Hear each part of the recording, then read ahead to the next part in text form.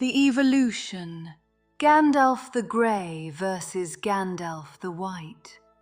What is the difference between the grey and the white? Have you ever wondered what actually happened on that mountaintop? We see the body of an old man, broken and cold.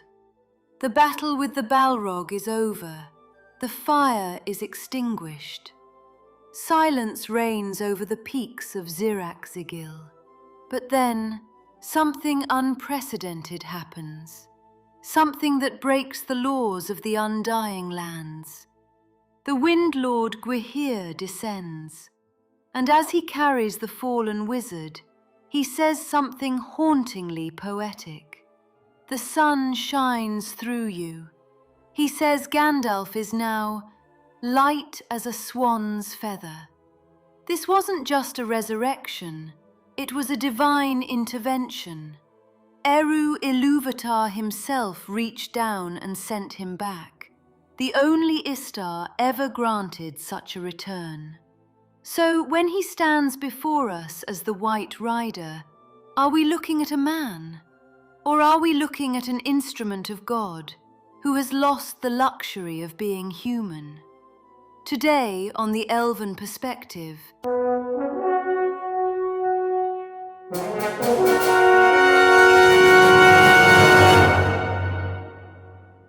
we peel back the mask. We will explore why Gandalf had to stop learning and start knowing, why he waited 60 years to move as the Grey, but couldn't waste a second as the White, and why the architect of the greatest victory in history refused to put his name on it. To understand the terrifying perfection of the White Wizard, we must first embrace the beautiful flaws of the Grey. We love Gandalf the Grey because he was like us.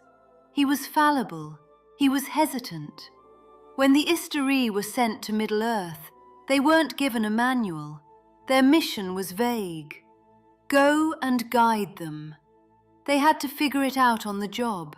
They had to learn.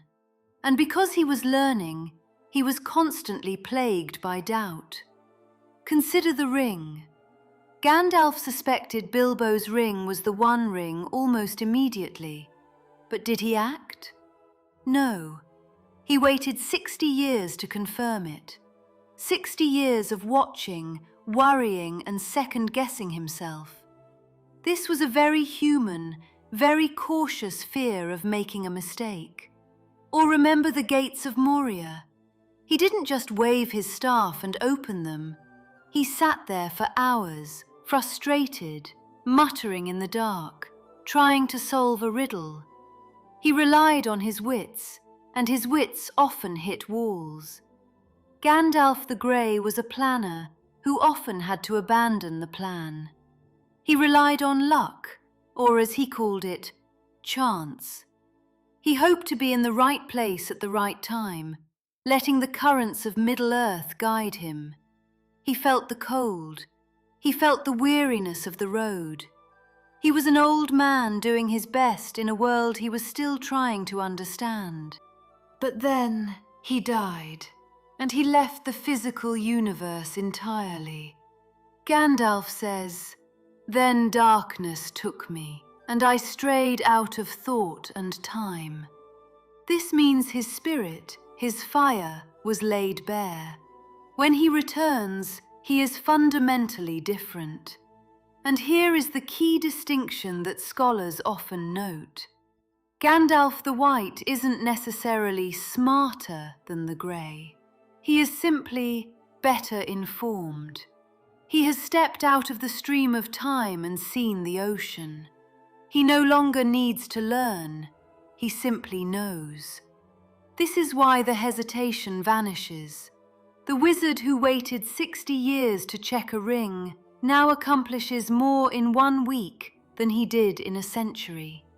In just 7 days, he rides across Rohan, heals King Theoden, gathers an army, finds Erkenbrand, and arrives at Helm's Deep exactly at sunrise. Why this sudden speed? Because he feels the pressure of time in a way the Grey never did. He knows the clock is ticking. He has lost the luxury of error.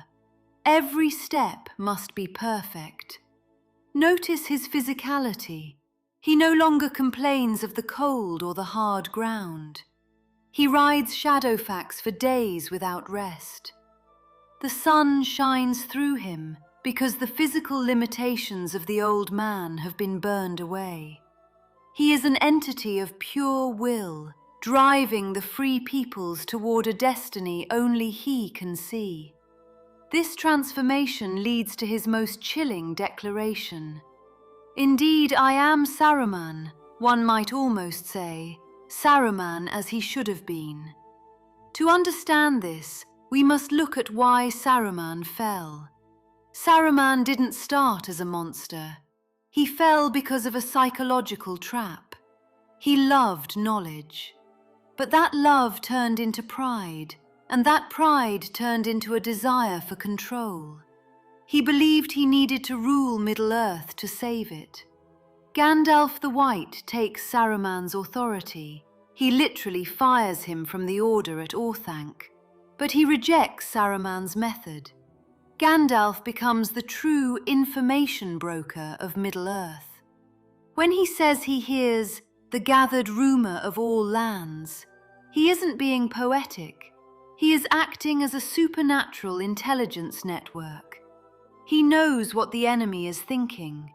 But unlike Saruman, he refuses to use the Palantir. He refuses to contact Sauron's mind directly. He knows that even he, with all his new power, could be corrupted by that direct gaze. He limits his own scope deliberately. He chooses wisdom over raw data. And this brings us to the most controversial question. If he is so powerful, why doesn't he just destroy the Witch-king? We know he has the power. We saw him drive off 5 Nazgûl with a wave of his hand to save Faramir. But in the courtyard of Minas Tirith, he holds back. Why? Because of the divine restriction. As Tolkien explains in his letters, Gandalf is permitted to act as an angel, to use his full power, only when the enemy's supernatural power makes it impossible for men to fight. He is the counterweight, not the soldier. He could vaporize the Witch-king, but that is not his role. His role is to hold the line until the men of the West can find their courage. Notice how little he speaks now, compared to the Grey. The old Gandalf would explain, tell stories, smoke pipeweed. The white Gandalf commands. He speaks in short, sharp sentences.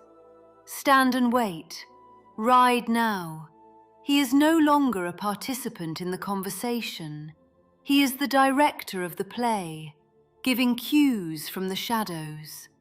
In the end, this is the tragedy and the glory of the White Wizard. He was the architect of the victory. Every army that moved, every alliance that held, every beacon that was lit, it was all his design.